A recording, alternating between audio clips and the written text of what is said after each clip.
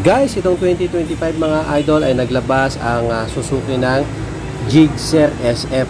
Ayan mga idol, gawa din po yan ng Suzuki. So, ayan mga guys, ito yung dati na Gixxer. At guys, yung comparison itong dalawang ito ng price comparison, papakita ko po sa inyo mamaya.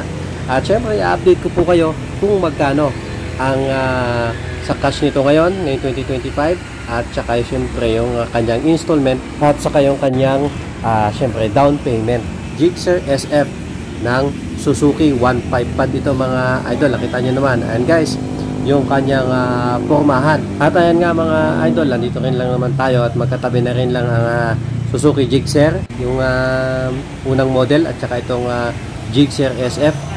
Papakita ko na po sa inyo yung kaibahan ng dalawa, at least magkatabi naman na. At guys, pasensya na kayo kasi nasa gilid po yung dalawang unit natin, so hindi ko maikutan, hindi ko maipakita sa inyo. Pero guys, sa video ito makikita nyo po kung ano yung pagkakaiba, ang laking diferensya ng kagandahan itong nilabas na Gixxer SF. Although meron din po guys may gusto ng yung unang Suzuki Gixxer kaysa dito sa Gixxer SF, pero guys mas marami namang nagkagusto dito sa may Gixxer SF. Marami guys ang kumukuha ng Gixxer SF natin. So although parehas silang 155, kaya lang mas marami ngayon guys after kakaguluhan itong Gixxer SF natin. Kasi guys, nakita nyo naman ang kaibabagong forma nito mga idol, para siyang big bike na Ninja mga idol ng kanyang datingan. So ayan guys yung kanyang flarings ay isang buo dito sa unahan. Although parehas sila ng kulay mga idol, pati size ng gulong parehas po yan. So ipapakita ko po sa inyo yan mamaya mga idol po ano yung size ng harapan. So ito guys, yung kanyang headlight ay yung headlight at saka panel ay magkahiwalay. Ayan mga idol, nakita nyo ayan, kaibahan dun sa SF natin nga isang buo na mga idol, pinag-isa yung muka. At dito pa lang mga idol, sa kanyang side mirror ay ibang iba na kaagad kasi parang classic yung dating ng isa.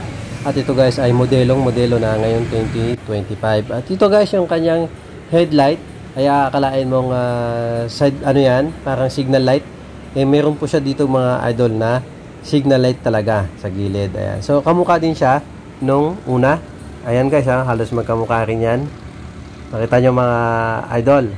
Ayan guys Tapos dako naman tayo dito sa kanyang baba mga idol, sa kanyang bandang gulong dito guys. Yung kanyang disc brake, pansinin nyo to guys. Ayan yung kanyang disc brake. Parehas na parehas yan dito sa Gixxer ng mga sa naunang Gixxer mga idol. So yung forma ng gulong niya ay iisa doon sa nauna. So mga guys, ito na yung kanyang size mga idol ng gulong, 180/17. So ayun guys, nakita niya 170/18. Ito guys ay parehas dito sa naunang Gixxer. So ayan guys, papakita ko sa inyo kung bakit nasabi ko kanina na parehas sila ng size ng kanyang gulong. So ito guys 180/17. So same na same mga idol, parehas na parehas doon sa kabila. So ang parang ang binago lang dito yung flarings mga idol. So bakita ko pa sa inyo yung pagkakaiba nito maya pa. So ayan guys, tingnan nyo ako ano yung pagkakaiba ng Gixxer SF Ito guys, pakita ko sa inyo, gamit lang po tayo ng konting music.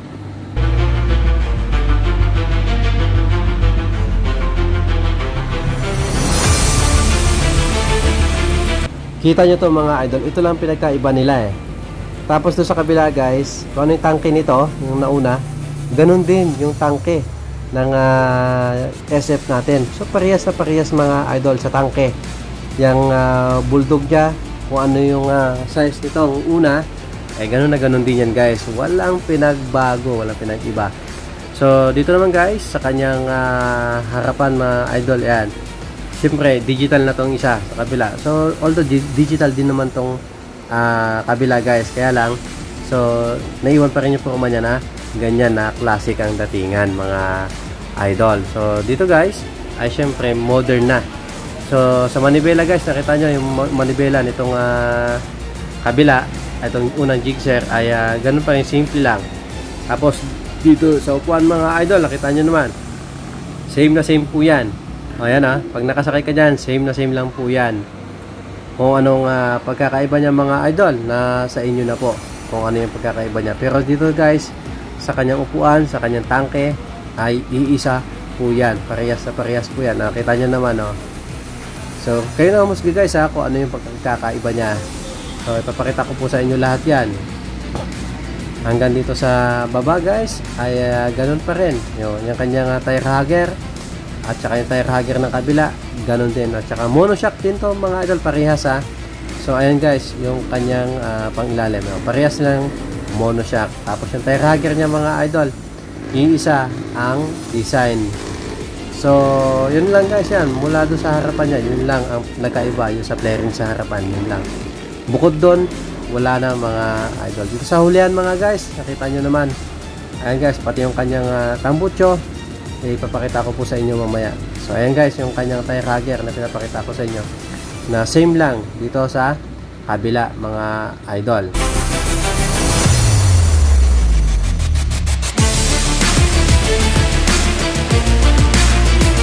At ito mga idol, dako tayo sa kanyang tambucho. Siyempre kailangan makita natin kung anong kaibahan yan guys Ayan guys yung tambucho nya. Yan mga idol, kita nyo naman, same lang po yan. Siyempre Gixxer din parehas to, kaya same lang mga idol. Kaya lang sinabing SF, siyempre mayroong pagbabago naman sa kanyang flaring sa unahan. Siyempre may binago ka, may binago silang design, so kaya nagbago rin ang series nya, SF mga idol. So ang pinagbago niyan yun, yung flarings nya na nasa harapan na parang ninja ang datingan. So sa manubela guys, yan ang pagkakaiba niya. Ayan guys, tingnan nyo to. Ayan, Suzuki, parehas ang kanyang design sa harapan. So ayan mga idol, ang pagkakaiba ng dalawa ay itong flarings na sinasabi ko sa inyo kayo nasa harapan. So yung flarings itong isa ay same pa rin sa dati. At dito naman guys, dako tayo sa kanyang gulong sa hulihan mga idol. Tingnan nyo to Kung ito ay 140, 60, 17, ganun din guys ang size niyan sa hulihan. Wala po silang pinag-iba dyan, hindi binago. Katulad din po dun sa unahan mga idol, ganun din. Same sila ng size ng gulong. At kung kayo tatanungin mga idol, aling mas gusto nyo sa dalawa? Itong unang Suzuki o yung bagong Suzuki mga idol? So ano sa dalawa ang mas gusto nyo guys? So pares naman Suzuki yan guys Kaya lang syempre mayroong kanya-kanyang tipo o kaya panlasa sa pagdating sa kurbahan sa motor mga idol. Ito na mga idol, alin nga ba ang mas mahal dito sa dalawa? Itong RF o itong Gixxer SF? So guys, ito SF at ito yung RF. Ito na mga idol, unahin po natin ang Gixxer 155 RF. Ang kanyang cash, andyan po ang kanyang cash. Kaya guys, tingnan nyo masyado yung cash kung ano yung pagkakaiba sa SF maya-maya. Andyan na rin kanyang down payment, ang kanyang 1 year, ang kanyang 18 months, 24 months, at 30 months, at saka 36 months. Guys, mayroong rebate yan kapag updated kayo magbayad mga idol, ay lagi may rebate po ito. Mayroong, ayan, yung rebate na 500 pesos kapag updated kayong nagbabayad. Tapos with 3 years registration, ayan mga idol, free na yung kanyang 3 years registration mga guys. May bawas pang 500 kapag updated kayong nagbabayad. At guys, dako naman po tayo sa Suzuki Gixxer SF mga idol. Ito yung kanyang price mga idol, nakatag pa yan dyan. So tingnan nyo guys, lapitan natin ng husto. Ayan guys, yung kanyang cash, ayan guys, mas mahal siya na 10,000 kasi ang cash nito ay 114 and 900 pesos. Yung kanina 104. Ito guys ay 114,000. So mas mahal siya. Tapos ito kanyang 24 months, 30 months, at saka 36 months. Andyan na po mga idol. So same siya na meron kayong rebate na 500 pesos. Meron kayong less 500 pesos kapag updated na nagbabayad. At ito mga idol, recap po natin ito yung kanyang price difference mga idol Lapit natin ng konti. Ayan guys, yung kanyang price. Ayan guys 104 ang kanyang cash and 114 naman sa SF. So ayan guys, ang price difference ng SF sa RF mga idol. Pero ako talaga mga idol, naglaway ako dito sa SF. Grabe, napakaganda. At sa mga magtatanong dyan mga idol, ayan po ang kanyang contact number. Andyan na rin po ang kanyang address sa Brothers Motors Corporation to mga guys ha. At napakarami po ditong pagpipilian, syempre loob at saka labas. Napakaraming stock sila dito guys na hinahanap nyo. Thank you so much for watching mga idol. Sana po sa mga bago dyan guys, huwag nyo muna sana kalimutan i-subscribe ang ating channel guys. Kung meron po kayo mga katanungan guys, comment lang po kayo. So thank you so much for watching guys. Salamat po. God bless mga idol.